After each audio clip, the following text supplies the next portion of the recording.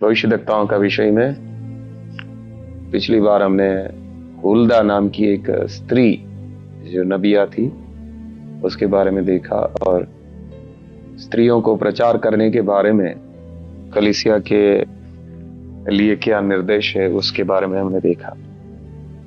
आज हम देखते हैं पुराने नियम में एक भविष्यद्वक्ता है यहजीएल, उसके बारे में देखेंगे। दूसरा इतिहास उसका 20, दूसरा इतिहास उसका 20 14 से 17 तक। दूसरा इतिहास 20 14 से 17 पढ़ेंगे।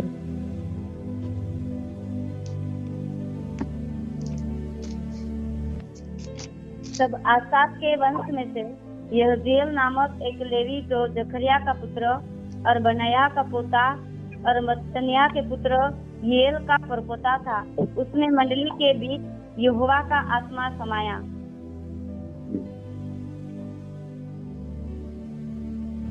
ओके, यहाँ पर एक व्यक्ति के बारे में बात की गई है।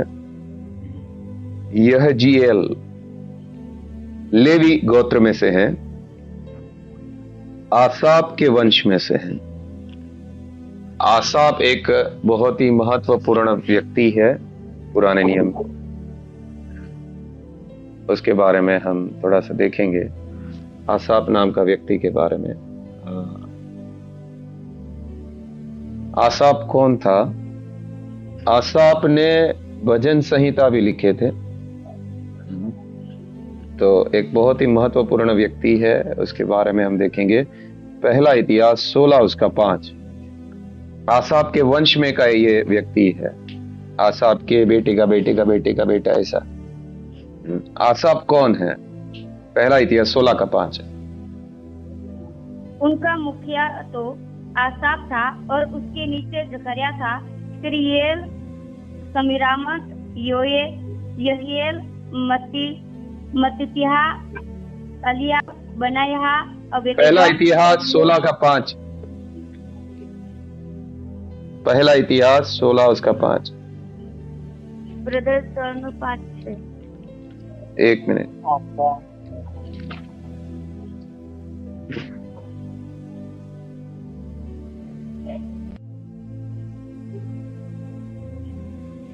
हाँ ठीक है, पढ़िए, पूरा शुरू से पढ़िए। 5। उनका मुखिया तो आसाफ था और उसके नीचे जकरिया था, फिर येल, समीरामत, यहीएल, मत्तित्याह, अलियाब, बनायाह, अबेदेदोम और येल थे। येल को सारंगिया और वीणाएं लिए हुए थे और आसाफ झांझ पर राग बजाता था। हाँ जी।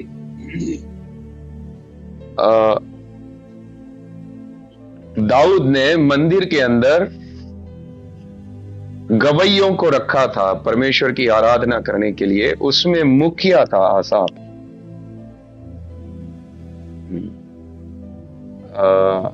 आसाफ एक नबी भी था। दूसरा इतिहास 29 का 30। दूसरा इतिहास 29 उसका 30।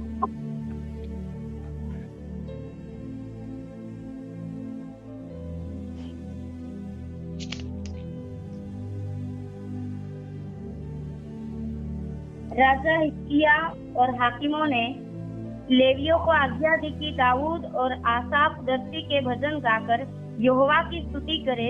अतः उन्होंने आनंद के साथ स्तुति की और सिर झुकाकर दंडवत किया। यहाँ पर हिजकिय्या राजा, अभी आसाफ इस समय में है नहीं, लेकिन आसाफ के लिखे हुए भजन हैं। दाऊद और आसाफ ने जो भजन लिखे थे वो भजन गवा रहा है। यहाँ पे लिखा है आसाफ दर्शी यानी भविष्यद्वक्ता।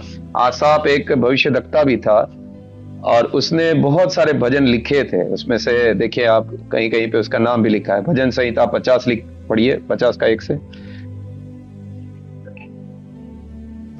सर्वशक्तिमान परमेश्वर यहोवा ने कहा है, और उदयाचल से लेकर अस्ताचल तक पृथ्वी के लोगों को बुलाया है। हाँ, एक मिनट है, वहां पे लिखा नहीं है आसाफ का भजन है ऐसा ऊपर में? आसाफ का भजन, हाँ,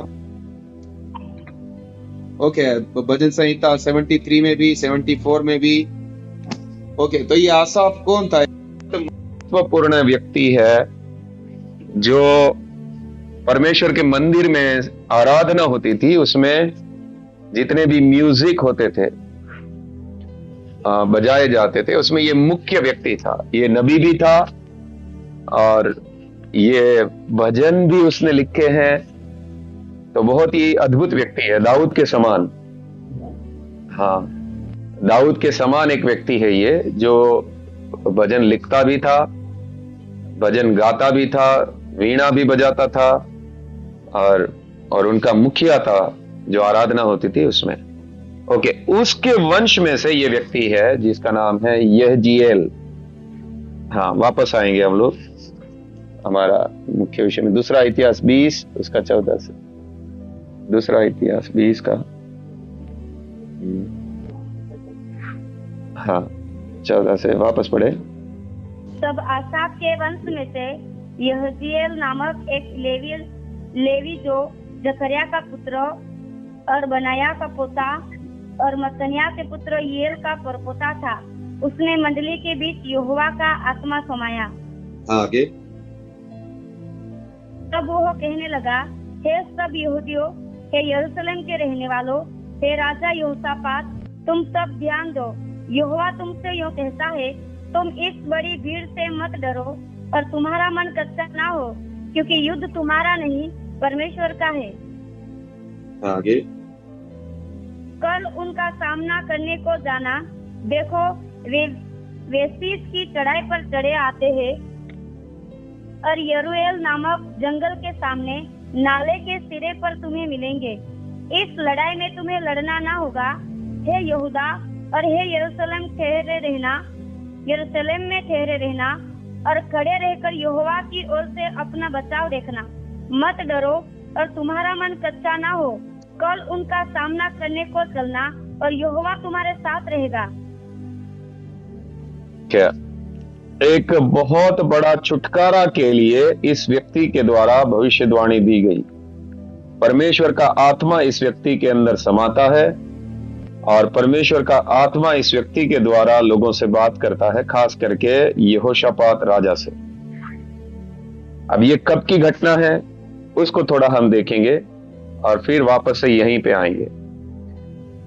यहोशापात राजा के विरुद्ध में एक बहुत बड़ी सेना, बहुत सारे राजा मिलकर देश पर चढ़ाई करने वाले हैं, देश का कब्जा करने वाले हैं। और इतनी भयानक स्थिति है ये, कितने लोग इसमें मर सकते हैं, कितने लोग बर्बाद हो सकते हैं, सब जमीनें छीन ली जाएगी, पूरा देश को कब्जा कर लिया जाएगा, क्योंकि एक बहुत बड़ी सेना आ रही है। ऐसे समय में एक महत्वपूर्ण भविष्यवाणी करने के लिए इस व्यक्ति का इस्तेमाल किया गया, यहजीएल का। तो अभी हम शुरू से देखते हैं ये कब की बात है, क्या हो रहा था। 20 का 1 से पढ़ेंगे।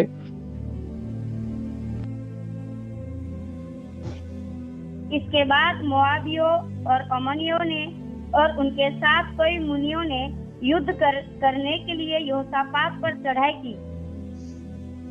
हाँ, आगे। सब लोगों ने आकर यहोशापात को बता दिया, ताल के पार से एदोम देश की ओर से एक बड़ी भीड़ तुझ पर चढ़ाई कर रही है, और देख वो हसासंतामार तक, जो एक एनगदी भी कहलाता है, पहुंच गई है। तब यहोशापात डर गया और यहोवा की खोज में लग गया और पूरे यहूदा में उपवास का प्रचार करवाया। अतः यहूदी यहोवा से सहायता मांगने के लिए इकट्ठा हुए। हाँ, यहाँ पे देखिए कितनी जातियां इसके साथ मिलकर लड़ाई करने के लिए। मोआबी है, अमोनी है और उसके साथ कई मुनि हैं, मिलकर यहोशापात के ऊपर चढ़ाई करने के लिए आ रहे हैं। और कोई आकर यहोशापात को बता दिया, एक बहुत बड़ी भीड़ तेरे ऊपर चढ़ाई करने के लिए आ रही है और इस जगह तक पहुंच गई है। और जाहिर सी बात है अगर सामने 1,00,000 लोग आ रहे हैं, मेरे पास 10,000 की सेना है, तो मेरे से 10 गुना ज्यादा सेना है, वो आकर मुझे बर्बाद कर देंगे। तो एक बहुत बड़ी भीड़ आ रही है। यहोशापात डर गया, और यहां पे लिखा है वो परमेश्वर की खोज में लग गया। देखिए, एक सच्चा विश्वासी कभी भी एक ऐसी परिस्थिति में पड़ता है तो वो सीधा परमेश्वर की खोज करने के लिए ही जाएगा, है ना। जब कोई गंभीर परिस्थिति में कोई फंस जाता है तो एक सच्चा विश्वासी क्या करेगा? परमेश्वर की खोज करेगा। भाई, ऐसी गंभीर परिस्थिति में हम फंस चुके हैं, अभी प्रभु हमें क्या करना है? प्रभु की खोज कर रहा है। और खोज कैसे कर रहा है? उपवास के साथ में। हाँ, तो कई बार हमारे जीवन में ऐसी परिस्थितियां आ सकती है, लेकिन एक जो खरा विश्वासी है, जो प्रभु के मार्ग में समर्पित होकर चलता है, यहोशापात एक सच्चा विश्वासी था। जब ऐसी भयानक परिस्थिति आई है, वो तुरंत प्रभु की खोज में लगा, डर गया और तुरंत प्रभु की खोज में लग रहा है, उपवास के साथ में। यहां पे लिखा है उपवास के साथ में खोज में लग गया। हाँ जी, अभी हम आगे बढ़ेंगे, 1 मिनट चालू रखें। हाँ जी, आगे पढ़िए। अतः यहूदी यहोवा से सहायता मांगने के लिए इकट्ठा हुए, वरन वे यहूदा के सब नगरों से यहोवा से भेंट करने को आए। हाँ, सब नगरों से, पूना से, मुंबई से, जितने भी, जहां भी, सब एक जगह यरूशलेम में इकट्ठे हो रहे, उपवास के साथ में इकट्ठे हो रहे। हाँ, यरूशलेम में यहोवा से भेंट करने के लिए, परमेश्वर के मंदिर में आए हैं प्रभु से भेंट करने के लिए, क्योंकि सबकी जान खतरे में है। वो सेना आएगी, वो ना औरत देखेंगे, ना बच्चे देखेंगे, काटना शुरू कर देंगे, जमीन को हड़प लेंगे, सब कुछ कर देंगे। इसके लिए सब लोग डर गए हैं। हाँ, और ऐसे समय में सब लोग यहोवा का जो मंदिर था, हाँ, यरूशलेम में, वहां पे सब लोग हर एक नगर से इकट्ठे हुए। हाँ, फिर क्या होता है? तब यहोशापात यहोवा के भवन में नए आंगन के सामने यहूदियों और यरूशलेमियों की मंडली में खड़ा होकर यह कहने लगा, हे हमारे पितरों के परमेश्वर यहोवा, क्या तू स्वर्ग में परमेश्वर नहीं है? और क्या तू जाति जाति के सब राज्य के ऊपर प्रभुता नहीं करता? और क्या तेरे हाथ में ऐसा बल और पराक्रम नहीं है कि तेरा सामना कोई नहीं कर सकता? आगे। हे हमारे परमेश्वर, क्या तूने इस देश के निवासियों को अपनी प्रजा इस्राएल के सामने से निकालकर इन्हें अपने मित्र अब्राहम के वंश को सदा के लिए नहीं दे दिया? हाँ, बस एक। ओके, देखिए, यहोशापात की प्रार्थना से मालूम पड़ता है यहोशापात कैसा विश्वासी है। हाँ, उसकी प्रार्थना में क्या बोलते हैं यहोशापात? हे हमारे पितरों के परमेश्वर, हमारे पितरों के यानी हमारे बाप दादों के परमेश्वर, क्या तू स्वर्ग में परमेश्वर नहीं है? क्या तू जाति जाति के सब राज्यों के ऊपर प्रभुता नहीं करता? और क्या तेरे हाथ में ऐसा बल और पराक्रम नहीं है कि तेरा सामना कोई नहीं कर सकता? वो अपने परमेश्वर को जानता है कि स्वर्ग में विराजमान मेरा परमेश्वर है। उसको ये बात मालूम है कि जाति जाति के ऊपर राज्य करने वाला यही परमेश्वर है,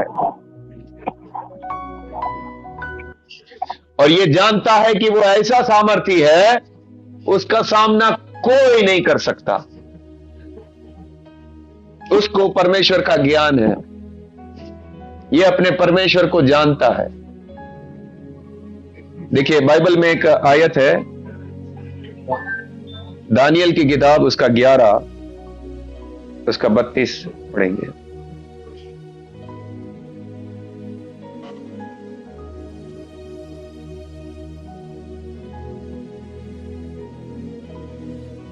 दानियल 11, और जो लोग दुष्ट होकर उस वाचा को तोड़ेंगे उनको वह चिकनी चुपड़ी बातें कह कहकर भक्तिहीन कर देगा। परंतु जो लोग अपने परमेश्वर का ध्यान रखेंगे वे हिया बांध कर बड़े काम करेंगे। कौन बड़े काम करेंगे? जो परमेश्वर का ज्ञान और जिसके पास परमेश्वर का ज्ञान है, जो लोग जानते हैं परमेश्वर क्या है, परमेश्वर का सामर्थ कितना है, परमेश्वर का प्रेम कितना है, परमेश्वर के वायदे कैसे हैं, जो अपने परमेश्वर को जानते हैं वो हियाव बांध कर बड़े काम करेंगे। यहोशापात परमेश्वर को जानता है? हाँ जानता है। उसको मालूम है स्वर्ग में विराजमान मेरा परमेश्वर है। उसको मालूम है जाति जाति के ऊपर यही परमेश्वर राज्य करता है, और उसको मालूम है कि उसके पास ऐसा सामर्थ है उसका सामना कोई नहीं कर सकता। वो जानता है। परमेश्वर के लोग नाश हो जाने के पीछे यही कारण है कि लोगों को ज्ञान नहीं है।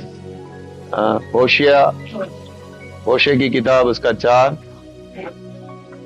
उसका 6, होशे 4 उसका 6, होशे 4:6।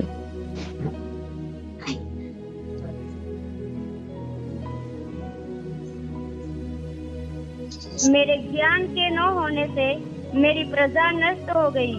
तूने मेरे ज्ञान को तुच्छ जाना है, इसलिए मैं तुझे अपना याजक रहने के अयोग्य ठहराऊंगा। इसलिए कि तूने अपने परमेश्वर की व्यवस्था को तज दिया है, मैं भी तेरे बाल बच्चों को छोड़ दूंगा। ज्ञान के न होने से प्रजा नाश हो जाती है।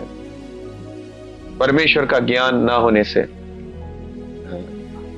एक विश्वासी को परमेश्वर के ज्ञान से भरपूर होना है, परमेश्वर की इच्छा की पहचान से भरपूर होना है।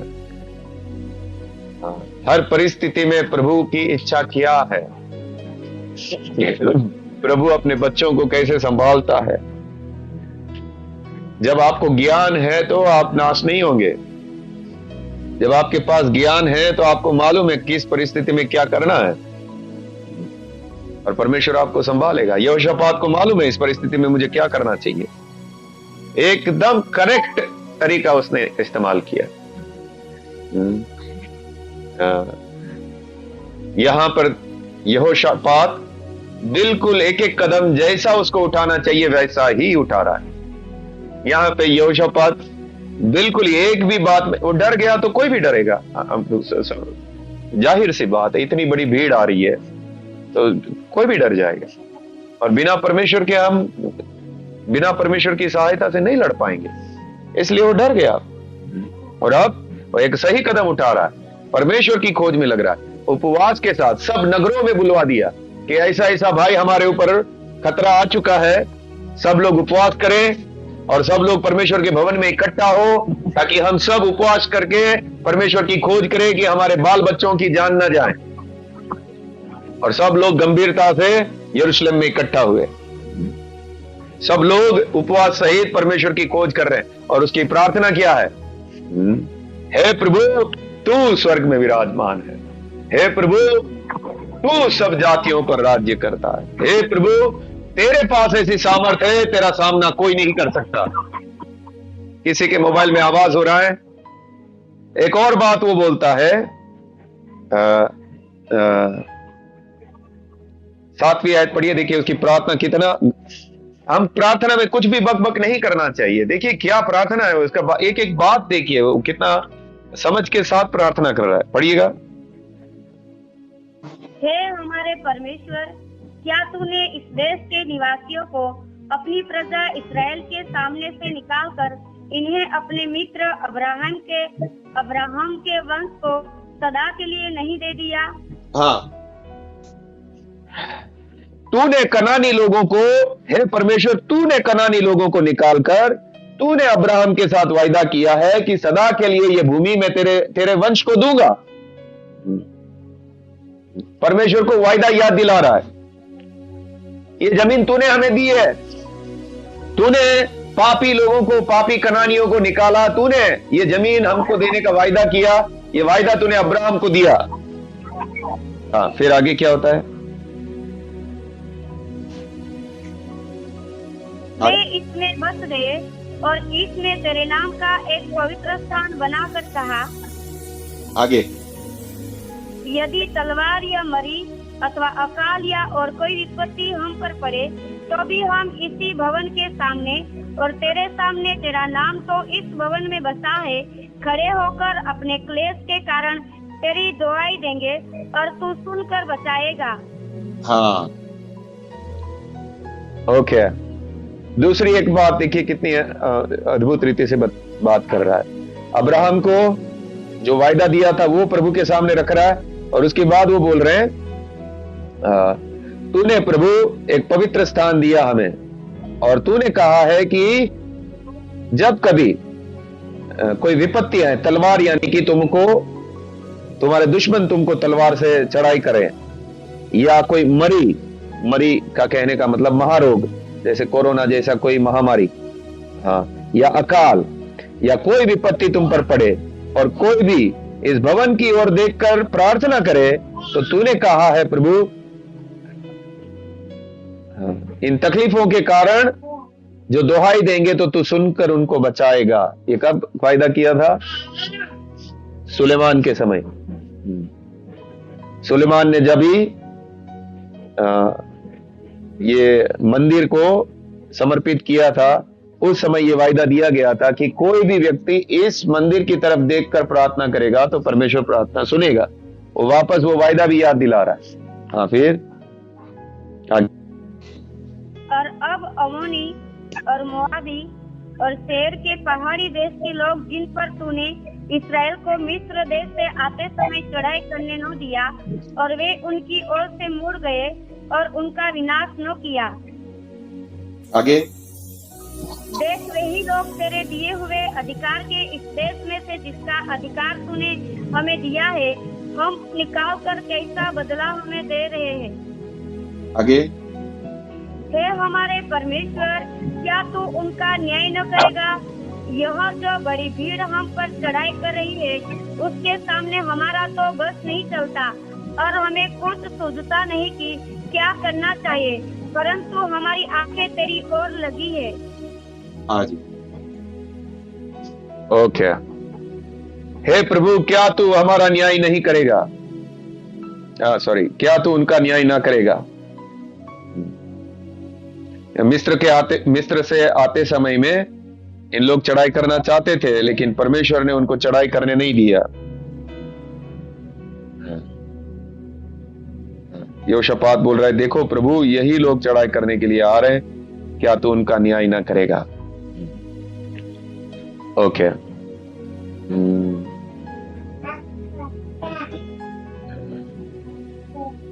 हमारा कुछ बस नहीं चलता प्रभु,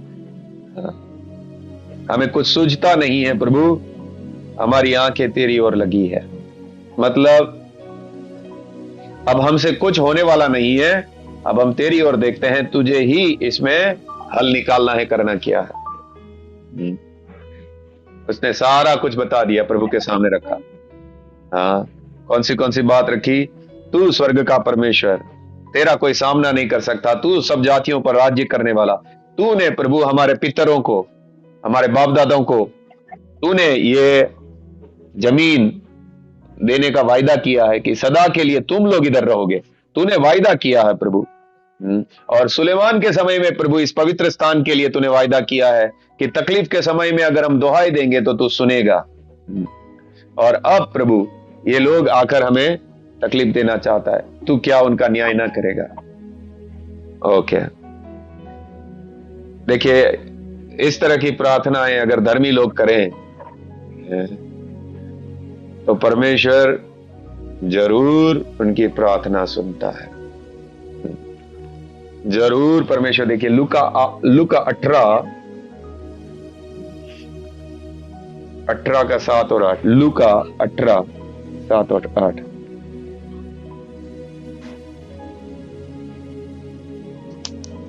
इसलिए क्या परमेश्वर अपने चुने हुओं का न्याय न चुकाएगा जो रात दिन उसकी दुआई देते रहते हैं? क्या वह उनके विषय में देर करेगा? मैं तुमसे कहता हूँ वह तुरंत उनका न्याय चुकाएगा। तभी मनुष्य का पुत्र जब आएगा तो क्या वह पृथ्वी पर विश्वास पाएगा? हाँ जी, उत्तर लिखा है, क्या परमेश्वर अपने चुने हुओं का न्याय न चुकाएगा? यहोशापात और उसकी प्रजा चुने हुए लोग हैं। इस्राएली लोग चुने हुए लोग थे। जब वो परमेश्वर की दुहाई देते हैं तो क्या परमेश्वर उनका न्याय न चुकाएगा? इसी प्रकार हम लोग भी जब अभी इस समय में इसी प्रकार से परमेश्वर के चुने हुए लोग जिनको परमेश्वर ने वायदा किया है कि वो प्रार्थना सुनेगा, तो हम लोग भी जब रात दिन प्रभु के सामने दुहाई देंगे तो क्या वो हमारी प्रार्थना नहीं सुनेगा? लूका 2:37, लूका 2:37 को क्या बोलते हैं? 30 और 7, 37, हाँ, लूका 2:37, 37 गुजराती में, हाँ, पढ़ी गई।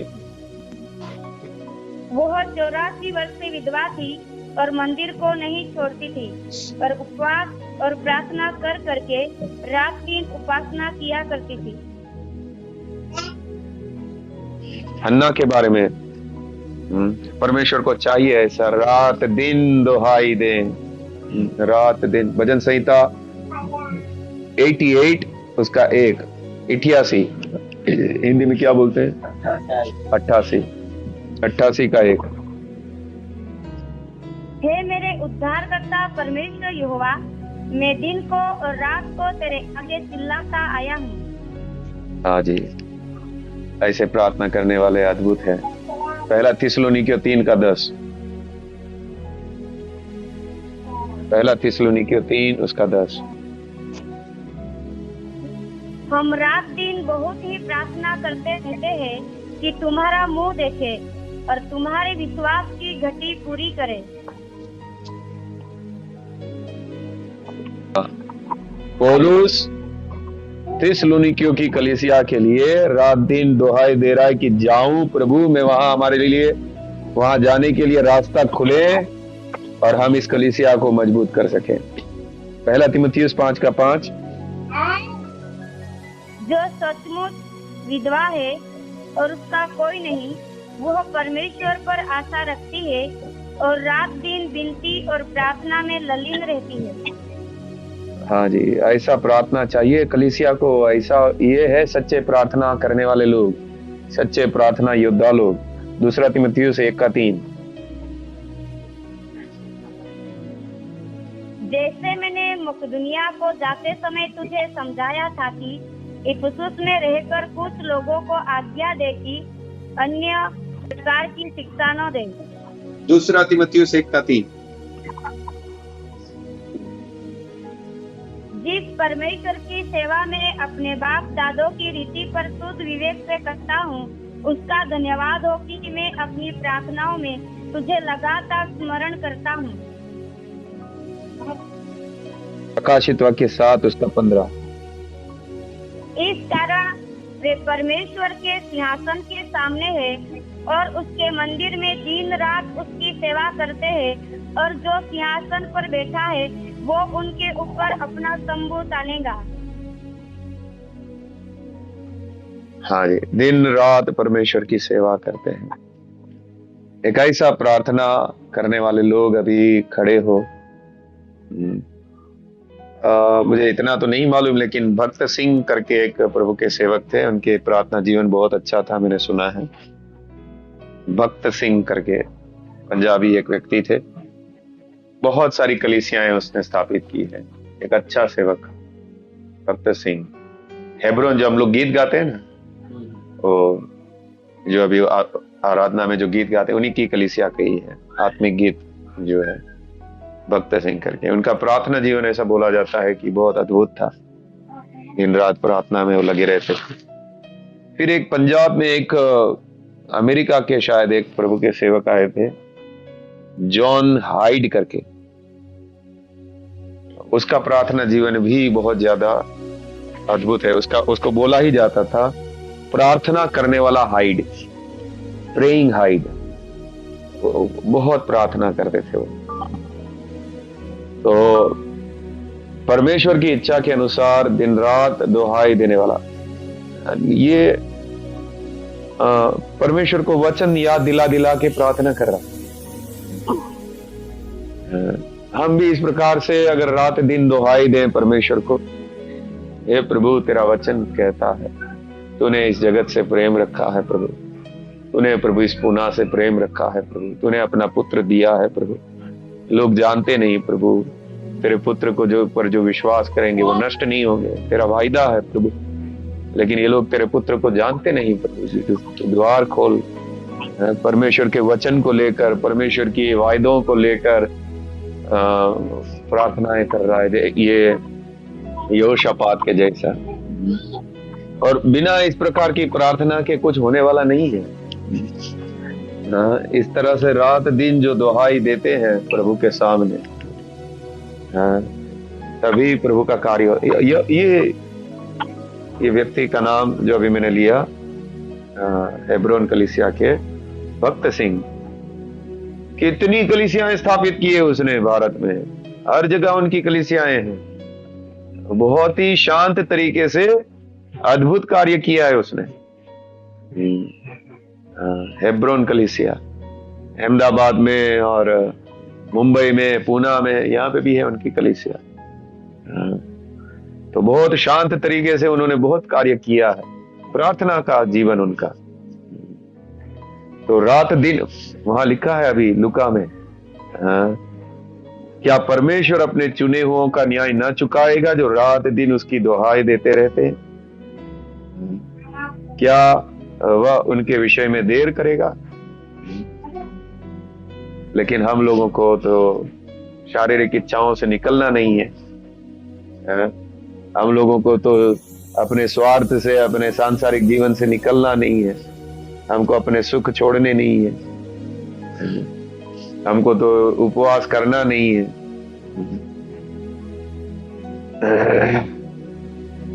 तो फिर हमारी शारीरिक अभिलाषाएं पूरी करके तो हम लोग स्वर्ग जाएंगे, ज्यादा कुछ कर नहीं पाएंगे। लेकिन जो हन्ना की तरह रात दिन दुहाई देती, मंदिर छोड़ती नहीं है, ऐसी प्रार्थना करती है। ऐसे प्रार्थना करने वालों की जरूरत है। एक धर्मी व्यक्ति जब परमेश्वर के वायदों को लेकर प्रभु के सामने खड़ा होता है, प्रभु को अपना वचन याद दिलाते हुए प्रार्थना करता है, अंधकार की शक्तियां हिलना शुरू हो जाती है। क्या परमेश्वर देर करेगा? यहाँ लिखा है जो रात दिन दुहाई देते, क्या उनके लिए वो देर करेगा? द्वार खुलना शुरू हो जाएगा, प्रभु का कार्य होना शुरू हो जाएगा। और अभी ऐसा खड़ा होना ही है हमको। हाँ जी, कौन है? हाँ जी। तो अद्भुत तरीके से यहोशापात दुहाई दे रहा है प्रभु की। हर नगर से आकर विश्वासी लोग मंदिर में आए हैं और दुहाई दे रहे हैं उपवास के साथ। और अब परमेश्वर जवाब देगा। देखो क्या परमेश्वर बात करते हैं। दूसरा इतिहास 20:13 से पढ़ेंगे।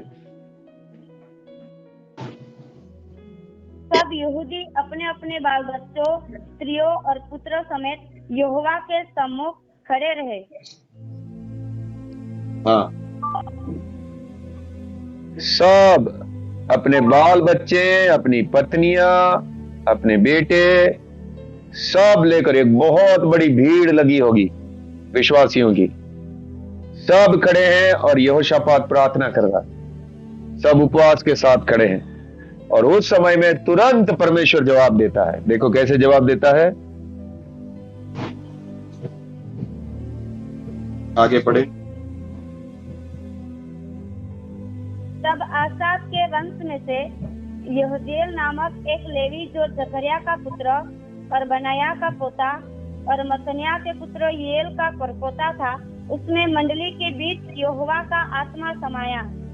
हाँ, जैसे ही प्रार्थना कर रहे हैं, परमेश्वर का आत्मा इस व्यक्ति के अंदर समाया।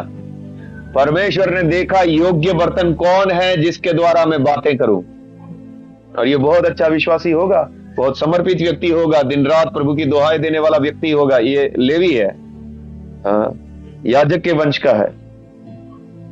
तो परमेश्वर ने एक बर्तन को चुना, किसके द्वारा मैं बातें करूं, और परमेश्वर यहेजीएल को पकड़ता है, उसके अंदर परमेश्वर का आत्मा समाता है, और अब पवित्र आत्मा के द्वारा वो बातें करने लगता है। देखिए आगे पढ़ेंगे। तब वह कहने लगा, हे सब यहूदियों, हे यरूशलेम के रहने वालों, हे राजा यहोशापात, तुम सब ध्यान दो। यहोवा तुमसे यूं कहता है, तुम इस बड़ी भीड़ से मत डरो और तुम्हारा मन कच्चा ना हो, क्योंकि युद्ध तुम्हारा नहीं परमेश्वर का है। हाँ, परमेश्वर बात करने लगा अपनी आत्मा के द्वारा। सब लोग सुनो, हे राजा यहोशापात, हे यरूशलेम के रहने वालों, हे सब यहूदियों, सबका ध्यान खींचा जा रहा है, और उन सबको दिलासा दिया जा रहा है। वचन देखो कैसा आ रहा है, तुम इस बड़ी भीड़ से मत डरो और तुम्हारा मन कच्चा ना हो। परमेश्वर बात कर रहा है, और फिर बोला है, युद्ध तुम्हारा नहीं परमेश्वर का है। हाँ, परमेश्वर युद्ध करेगा। हाँ, आगे। कल उनका सामना करने को जाना, देखो वे शीश की चढ़ाई पर चढ़े आते हैं और यरूएल नामक जंगल के सामने नाले के सिरे पर तुम्हें मिलेंगे। ओके, हाँ, कल उनका सामना करने के लिए तुमको जाना है, और बता दिया जगह का नाम। इस जगह पर वो तुमको सामने मिलेंगे, जगह भी बता दिया परमेश्वर ने। जब तुम यहां से निकलोगे और वो वहां से आएंगे तो तुमको कौन सी जगह पे वो लोग मिलेंगे, वो जगह भी बता दी। आगे। इस लड़ाई में तुम्हें लड़ना ना होगा, हे यहूदा और हे यरूशलेम, ठहरे रहना आगे। और खड़े रहकर यहोवा की ओर से अपना बचाव देखना, मत डरो और तुम्हारा मन कच्चा ना हो।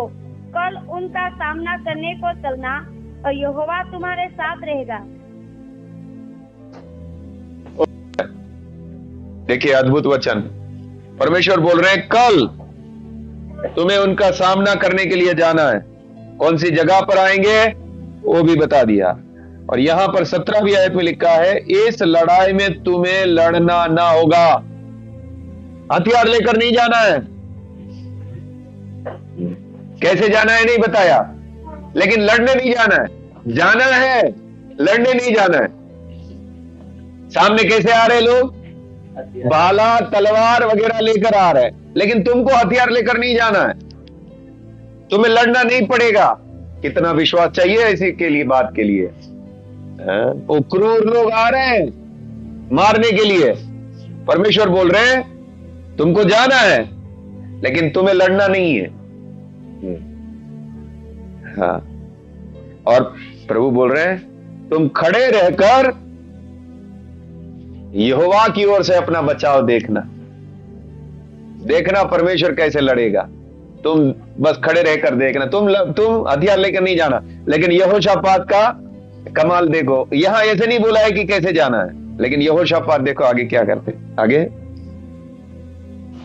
तब यहोशापात भूमि की ओर मुंह करके झुका, और सब यहूदियों और यरूशलेम के निवासियों ने यहोवा के सामने गिर के यहोवा को दंडवत किया। आगे। कहातियों और करहियों में से कुछ लेवी खड़े होकर इस्राएल के परमेश्वर यहोवा की स्तुति अत्यंत ऊंचे स्वर से करने लगे। हालेलुया। परमेश्वर की वाणी जब सुना दी गई, सब लोग भूमि पर दंडवत करके, हाँ, सब लोग परमेश्वर के सामने दंडवत कर रहे हैं। परमेश्वर बात किया हम लोगों से, इतनी बड़ी भीड़ आ रही है, तुम्हारा मन कच्चा ना हो, सामना करने को लिए जाओ, परमेश्वर लड़ेगा।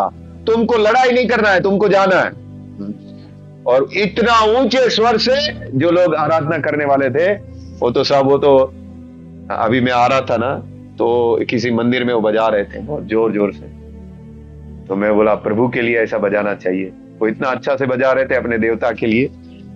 तो यहाँ पे वो लोग अपने मंदिर में कैसा बजाते होंगे, वहां लिखा है वो बड़ी बड़ी झांझ लेकर भी बजाते थे। हाँ, तो अत्यंत ऊंचे स्वर से वो लोग स्तुति करने लग गए। और कितना अच्छा नजारा होगा वो, सब लोग दंडवत कर रहे हैं और इतना ऊंचे स्वर से आराधना हो रही है, सब यंत्र बजाकर आराधना हो रही है, क्योंकि परमेश्वर एक व्यक्ति के अंदर समाया और परमेश्वर बात किया है, कलम को जाना है और परमेश्वर लड़ेगा। हाँ, लेकिन इसमें देखो यहोशापात का कमाल देखो क्या है, आगे पढ़े। वे सवेरे उठकर तकवा के जंगल की ओर निकल गए और चलते समय यहोशापात ने खड़े होकर कहा, हे यहूदियों, हे यरूशलेम के निवासियों, मेरी सुनो। अपने परमेश्वर यहोवा पर विश्वास रखो, तब तुम स्थिर रहोगे। उसके नबियों की प्रतीति करो, तब तुम कृतार्थ हो जाओगे। हाँ, यहोशापात को पक्का मालूम है परमेश्वर ही बात किया है, और अब वो प्रभु के लोगों को हिम्मत दे रहा है। यहोवा पर विश्वास रखो, जो उसने बोला है आपको विश्वास रखना है। और दूसरा लिखा है उसके नबियों की प्रतीति करो, तब तुम कृतार्थ हो जाओगे। जो नबी ने बोला है उस बात के ऊपर विश्वास करो। तो मैं जो बोला गया है वापस उसको उत्साहित कर रहा है, अभी जाना है वो सामना करने के लिए। हाँ, फिर देखो क्या होता है आगे। तब उसने प्रजा के साथ सम्मति करके कितनों को ठहराया, जो कि पवित्रता से शोभायमान होकर हथियारबंद के आगे आगे चलते हुए यहोवा के गीत गाए और यह कहते हुए उसकी स्तुति करे, यहोवा का धन्यवाद करो, क्योंकि उसकी करुणा सदा की है। हाँ, गाने के लिए लोग आगे जा रहे हैं। हाँ, स्तुति आराधना करते हुए जा रहे हैं वो लोग लड़ाई करने के लिए। हाँ, हथियार बंद के आगे स्तुति करने वाले लोग हैं। हाँ, आगे। जिस समय वे गाकर स्तुति करने लगे, उसी समय यहोवा ने अम्मोनियों, मोआबियों और सेयर के पहाड़ी देश के लोगों पर, जो यहूदा के विरुद्ध आ रहे थे, घातकों को बैठा दिया और वे मारे गए। आगे। क्योंकि अम्मोनियों और मोआबियों ने सेयर के पहाड़ी देश के निवासियों को डराने और सत्यानाश करने के लिए उन पर चढ़ाई की, और जब वे सेयर के पहाड़ी देश के निवासियों का अंत कर चुके, तब उन सबों ने एक दूसरे का नाश करने में हाथ लगाया। आगे। जब यहूदियों ने जंगल की चौकी पर पहुंचकर उस भीड़ की ओर दृष्टि की, तब क्या देखा कि वे भूमि पर पड़े हुए सब है और कोई नहीं बचा। पहुंचने से पहले ही सब ढेर हो चुके हैं। जाकर देखा तो उसके लाशें पड़ी हुई है। हैं? कितना बड़ा छुटकारा, कितना अद्भुत कार्य है। हाँ, फिर आगे। तब यहोशापात और उसकी प्रजा लूट लेने को गई, और सब के बीच बहुत सी संपत्ति और मन भावने गहने मिले। उन्होंने इतने गहने उतार लिए कि उनको न ले जा सके, वरन लूट इतनी मिली कि बटोरते बटोरते 3 दिन बीत गए। वो लोग आ रहे थे लूटने, अभी वहां से उनको लूट मिल गई, सोना चांदी सब, और इतनी लूट है उन लोगों की 3 दिन तक वो लोग लेके आ रहे हैं, फिर भी खत्म नहीं हो रहा है, क्योंकि इतने लाखों लोग आ रहे थे। बटोरते बटोरते 3 दिन बीत गए। इतना धन संपत्ति उनको मिल गया फ्री में। आगे। चौथे दिन वे बराका नामक सराय में इकट्ठा हुए और वहां यहोवा का धन्यवाद किया। इस कारण उस स्थान का नाम बराका की सराय पड़ा, जो आज तक है। आगे। तब वे अर्थात यहूदा और यरूशलेम नगर के सब पुरुष और उनके आगे आगे यहोशापात आनंद के साथ यरूशलेम लौटे, क्योंकि यहोवा ने उन्हें शत्रुओं पर आनंदित किया था। आगे। अतः वे सारंगियां, वीणाएं और तुरियां बजाते हुए यरूशलेम में यहोवा के भवन को आए। जब देश देश के सब राज्य के लोगों ने सुना कि इस्राएल के शत्रुओं से यहोवा लड़ा, तब उनके मन में परमेश्वर का डर समा गया। इस प्रकार यहोशापात के राज्य को चैन मिला, क्योंकि उसके परमेश्वर ने उसको चारों ओर से विश्राम दिया। हाँ जी। अद्भुत कार्य किया। और ये जो वचन परमेश्वर ने इन लोगों से बातें किया, यहेजीएल नामक एक लेवी के द्वारा बातें किया, और अद्भुत छुटकारा परमेश्वर दे रहा।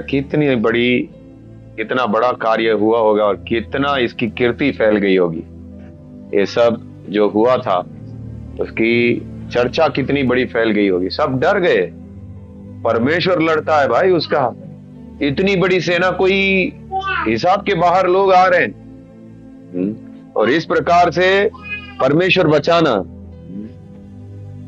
एक ही ऐसा एक देश था, और अभी भी अब तक कोई भी ऐसा देश नहीं बना है जिसका देवता लड़ता है, और अभी वही परमेश्वर कलीसिया के साथ है। ये मुस्लिम लोग बोलते हैं कि हम लोग चुने हुए लोग हैं, लेकिन लड़के दिखाएं तुम्हारे दुश्मनों से तब हम माने। वो लोग बोलते हैं हम चुनी हुई प्रजा है, मुसलमान का कहना ऐसा है। तो जैसे अगर तुम लोग चुनी हुई प्रजा हो, तो अभी गाजा में इतना सारा लड़ाइयां हो रही है, बच्चों को मार रहा है, क्यों नहीं लड़ रहा है तुम्हारा देवता?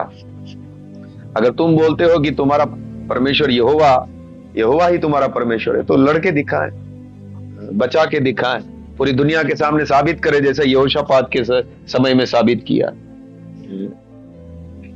अब वही परमेश्वर किसका परमेश्वर है? सब जातियों का नहीं, अन्य जाति का नहीं, कलीसिया का परमेश्वर है। अब वो परमेश्वर कलीसिया के साथ है।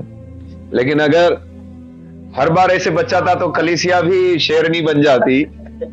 हाँ, मार कभी कभी बचाएगा, ज्यादातर मार ही खाना पड़ता है, इसलिए भाई है सब लोग छुप के डर के बैठे हुए हैं। अगर परमेश्वर हर बार बचाता हमको इसी प्रकार दो, हैं? हाँ, सब बीजेपी वालों को घुटना टिका देता, ये सब जितने भी बजरंग दल वाले हैं घुटना टिका देता। असली में हम लोग घमंडी बन जाते, तो हम लोग नम्र नहीं रहते फिर। अभी परमेश्वर कार्य करता है। हाँ, जरूर दिखाता है। परमेश्वर के दास लोग अभी भी प्रचार करते हैं, अभी भी सुसमाचार लेकर जाते हैं। कैसा कैसा छुटकारा परमेश्वर भेजता है, उनको फंसने नहीं देता, कैसे कैसे परिस्थितियों से निकालता है, कैसे कैसे अद्भुत कार्य करता है। अभी एक नेपाल में एक जवान लड़का है, प्रचार करता है खुलेआम, उसका वीडियो दिखाता हूं। ये ये आज्ञा है जी, आकाश और पृथ्वी का सृजनहार की आज्ञा है। आप तुम कहीं भी घुस जाओ, प्रचार करो, तुमको देख लेगा। इतना हो प्रभु तुमको भेजा हो, वो तुमको भेजा है, उसने तुमको इस जगह पर भेजा है। फिर आप खुलेआम घूमो, तुमको हाँ तकलीफ आएगी, उसके लिए तुमको तैयार रहना है, लेकिन वो तुमको अकेला नहीं छोड़ेगा। देखो मत्ती इसका 28,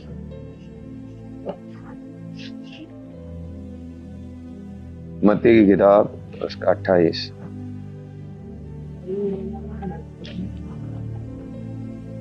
मत्ती 28 का 19 से पढ़िए। यीशु ने उनके पास आकर कहा, स्वर्ग और पृथ्वी का सारा अधिकार मुझे दिया गया है। आगे। इसलिए तुम जाओ, सब जातियों के लोगों को चेला बनाओ और उन्हें पिता और पुत्र और पवित्र आत्मा के नाम से बपतिस्मा दो। आगे।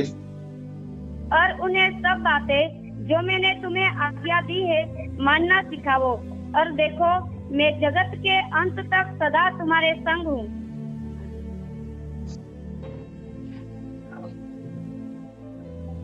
आकाश और पृथ्वी का सारा अधिकार मेरे पास है। मोदी मेरे हाथ में है, अमेरिका का ट्रंप मेरे हाथ में है, चाइना का प्रेसिडेंट मेरे हाथ में। आकाश और पृथ्वी का सारा अधिकार मेरे हाथ में। और इसलिए मैं बोलता हूं, अब तुम जाओ, सब जातियों में सुसमाचार प्रचार करो। और लिखा है, जगत के अंत तक सदा मैं तुम्हारे साथ हूं। जगत के अंत तक मैं सदा तुम्हारे साथ हूं,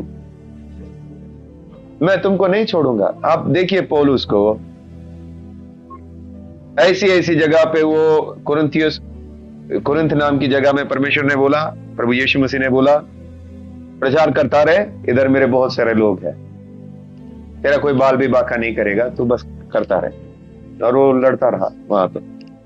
और आप देखिए जरा पौलुस को, जहां जहां वो गया, परमेश्वर जहां भी वो फंसा, प्रभु निकाला उसको बाहर।